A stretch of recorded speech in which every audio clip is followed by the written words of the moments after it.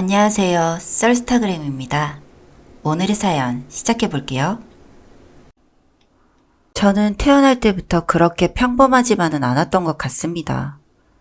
별게 아니라고 보실 수도 있겠지만 저에게는 저보다 2분 늦게 태어난 쌍둥이 여동생이 있었거든요. 쌍둥이들은 태어나면서부터 끊임없이 비교라는 걸 하고 살아가게 됩니다. 어쩔 수가 없더라고요. 항상 붙어 있는 데다가 성까지 같은 성이면 더 그럴 수밖에 없었죠. 저희 쌍둥이는 제 입으로 이런 말 하긴 좀 뭐하지만 외모만 닮았을 뿐이지 성격이나 성향은 정반대였습니다. 저는 어릴 적 공부도 제법 잘했고 부모님, 선생님 말 잘 듣는 전형적인 모범생 스타일이었죠. 하지만 제 동생은 달랐어요. 공부는 진작에 놓아버렸고 매일같이 친구들과 어울리며 놀기 바빴습니다. 부모님은 그런 저와 동생을 허구한 날 비교하셨어요. 부모님의 잔소리는 시험 기간이 되면 더 심해졌던 것 같아요. 저는 학원이다 자습이다 항상 바빴고 동생은 학원 간다고 거짓말하고 친구들과 놀러 다니기 바빴거든요. 시험 성적은 뭐 말할 것도 없었고요. 어쨌든 평생을 비교당하며 살아왔고 그런 부모님의 비교 때문이었는지 나이가 들수록 동생은 더더욱 어긋나기 시작했습니다. 고등학생이 됐을 때는 이성 친구를 사귀기 시작했고 흔히 말하는 질 안 좋은 친구들과 어울리면서 나쁜 짓까지 하고 돌아다녔죠. 학교 앞 문구점에서 학용품을 훔친다든지 중학생 아이들의 돈을 뺏는다든지 그런 나쁜 짓이죠. 저는 동생을 잘 이끌어서 바른 길로 인도하고 싶었지만 동생은 저를 투명인간 취급했습니다. 학교에서 제가 말을 걸면 친구들 다 보는 앞에서 절 무시했고 절 괴롭혔죠. 하지만 동생인데 어쩌겠어요? 제가 참아야죠. 동생이 어긋날수록 저는 더더욱 공부에 매달렸어요. 저라도 잘하는 모습을 부모님에게 보여드려야겠다는 생각이 있었거든요. 그 덕분에 저는 고등학교 시절 내내 전교 10등 안에 들었고 대학도 좋은 대학에 진학할 수 있었습니다. 그리고 동생도 대학을 가긴 갔어요. 지방에 있는 이름 모를 대학이었죠. 저는 서울에 있는 대학에 가면서 집에서 충분히 통학할 수 있었고 동생은 지방에 있는 대학을 가면서 지방으로 내려가게 되었습니다. 동생은 부모님에게 자취를 하고 싶다고 방을 얻어달라고 했지만 부모님은 동생의 평소 행실을 알았기에 절대 자취는 안 된다고 하셨고 그 근처 사는 친척 집에서 지내라고 하셨죠. 동생은 부모님 말씀을 듣고 엄청 울고 뗐었지만 결국 친척네 집으로 가게 됐어요. 그렇게 동생과 떨어져 지내면서 저희 집도 다시 평화를 찾았습니다. 저도 고등학생 때처럼 동생을 신경 안 써도 되니 마음이 더 편했고 공부도 더 잘 됐던 것 같아요. 간간히 들리는 소식에 의하면 동생은 친척집에서는 어색해서 그런지 조용하게 지낸다고 하더라고요. 그리고 방학 때도 서울에 안 올라오고 그곳에 계속 있을 만큼 희한하게 그곳을 좋아했습니다. 저와 부모님은 그래도 얘가 철이 들었나 보다 생각했죠. 그리고 동생은 저보다 대학을 먼저 졸업하게 됐고 동생은 대학 교수 추천으로 대학 근처에 있는 회사에 취업하게 됐다고 했습니다. 동생의 취업 소식을 듣고 저와 부모님은 주말에 동생을 축하해주러 내려갔고 오랜만에 만난 동생은 어딘가 성숙해져 있었어요. 정말 철이 든 것처럼 보였습니다. 정말 몇 년 만에 저희 식구끼리 웃으며 식사를 한 건지 기억도 안 날 정도였습니다. 그렇게 동생은 계속 지방에서 지내게 됐고 회사를 어느 정도 다니다가 친척집에서 나와서 자취를 하게 됐어요. 부모님도 동생의 달라진 모습에 지원을 해주셨고 동생은 본인이 모은 돈을 보태서 혼자 살기 좋은 원룸을 얻었다고 하더라고요.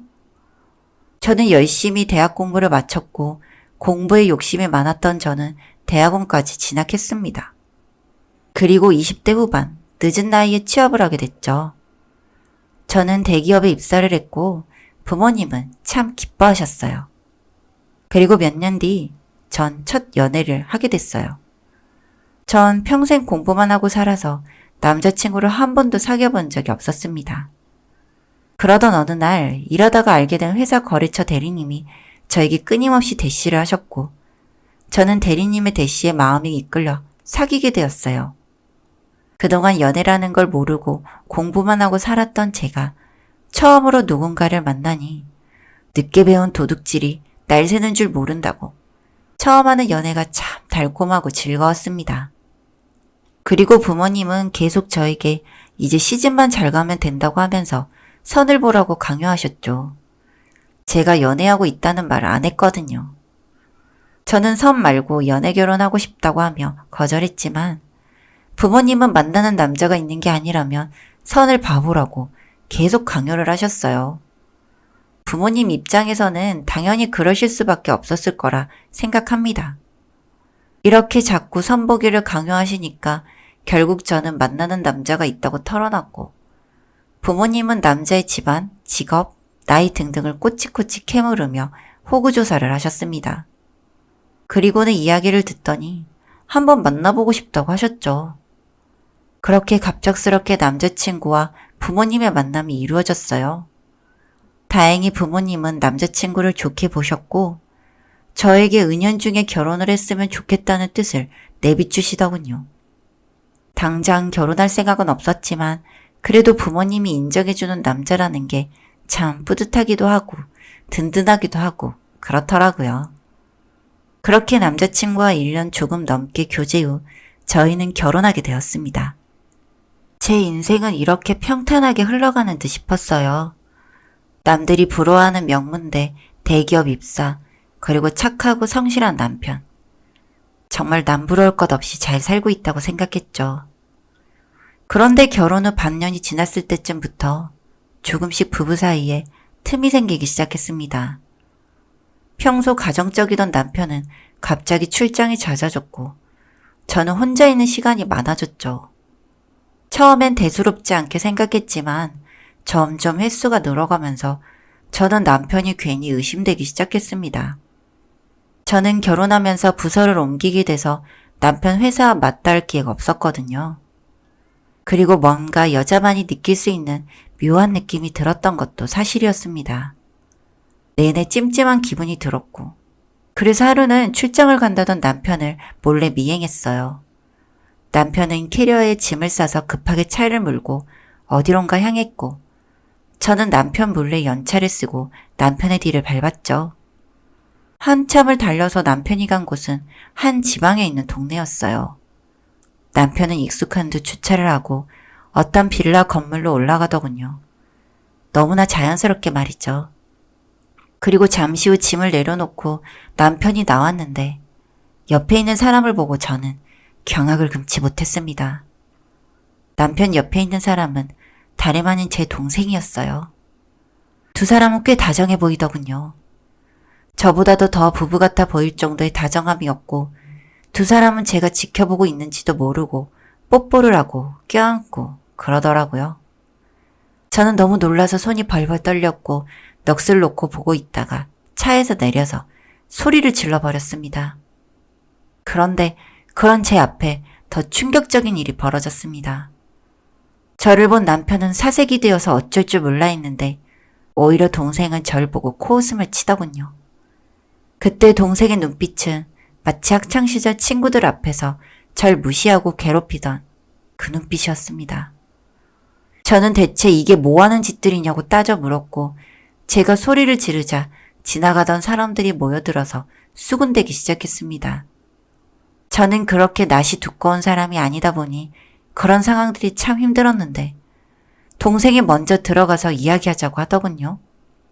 그렇게 저희 셋은 동생의 집에 들어갔습니다. 저는 동생이 사는 집에는 처음 가보는 거였는데 들어가 보니 아주 난리도 아니더군요. 마치 그곳은 저에게 일부러 보여주기 위한 연출이라고 믿고 싶을 만큼 저에게는 충격적인 모습이었습니다.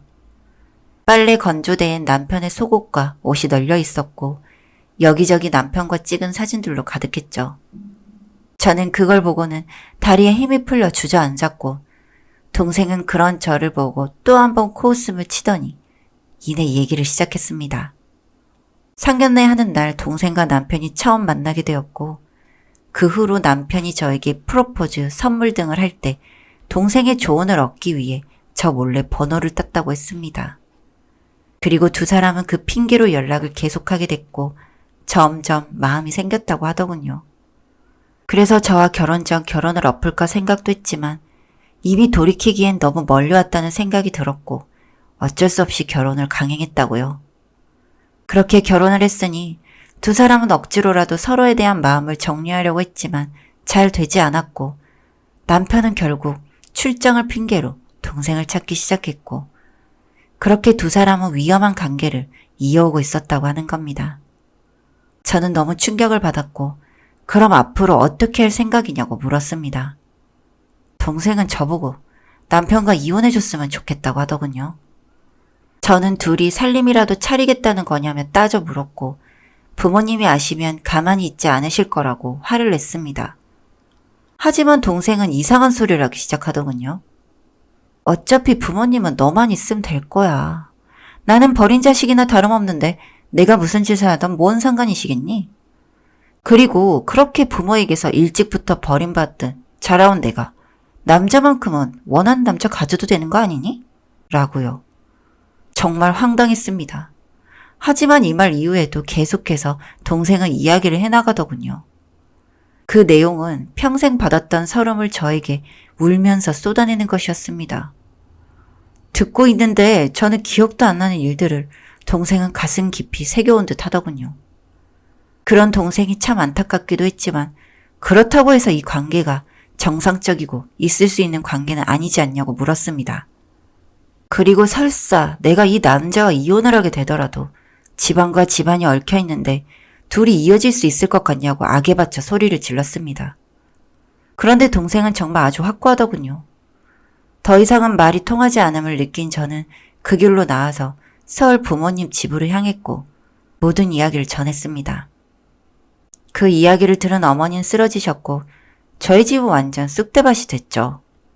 너무 화가 나신 아버지는 남편과 동생에게 계속해서 전화를 하셨지만 받지 않는다고 하셨습니다. 그렇게 저는 어떻게 해야 하나 고민을 했습니다. 제가 내린 결론은 둘이 어떻든지 간에 저는 이 사람과는 살 수 없다는 결론을 내렸습니다. 그리고 제 동생의 얼굴을 다시 보고 싶지 않았습니다. 그것도 제가 죽을 때까지요. 전 그렇게 남편과 이혼을 하게 되었습니다. 왜 쉽게 이혼해 주었는지 누군가는 묻더군요. 제가 그 비정상적인 관계에 대해 어느 누구에게 알리고 싶지 않았던 것 같습니다. 그래도 제 동생이라 그랬을까요? 피도 안 섞인 그 남자야 뭔 짓을 당하고 무슨 소리를 듣건 상관없었지만 그래도 그동안 살아온 제 정이 동생에게는 악하게 못하겠더군요. 피를 말려가며 괴롭혀준다 한들 제가 편해지지도 않을 것 같았고요. 이혼하게 된 후로 들려온 이야기는 남편이었던 그 남자와 동생은 결국 살림을 차렸다고 했습니다. 그리고 저는 동생과 연을 끊었고 부모님 역시 저와 같은 선택을 하셨습니다. 순탄할 줄만 알았던 제 인생이 순식간에 바닥까지 곤두박질을 찾은 느낌이었습니다. 저는 도저히 한국에서 지낼 수가 없을 것 같았고 부모님께도 말씀드렸더니 마음 아파하셨지만 제 의견을 존중해 주셨습니다. 저는 그 이후 해외 지사 발령을 신청했고 그곳에서 모든 걸 잊고 하루하루 잘 지내고 있었습니다. 그리고 몇 달 전 전 한국에 다녀왔습니다. 이유는 제 동생의 장례를 치르기 위해서였죠. 꽤나 유명한 사건 속 주인공이 바로 제 동생이었고 부모님도 저도 꽤나 놀랐습니다. 무슨 일이 있었던 건지는 알 수 없지만 제 전남편과의 관계는 이미 끝났던 모양이었고 늦은 밤에 괴한에게 폭행을 당한 후 잘못되었다고 하더군요. 부모님도 저도 많이 울었습니다. 애증의 대상이었던 제 동생이었고 딸이었지만 아예 세상에 없다고 하니 참 죽을 것 같았습니다. 제 반쪽이 정말 사라져버린 느낌이었죠. 그렇게 전 외국에서의 일을 정리하고 현재 부모님과 같이 지내고 있습니다.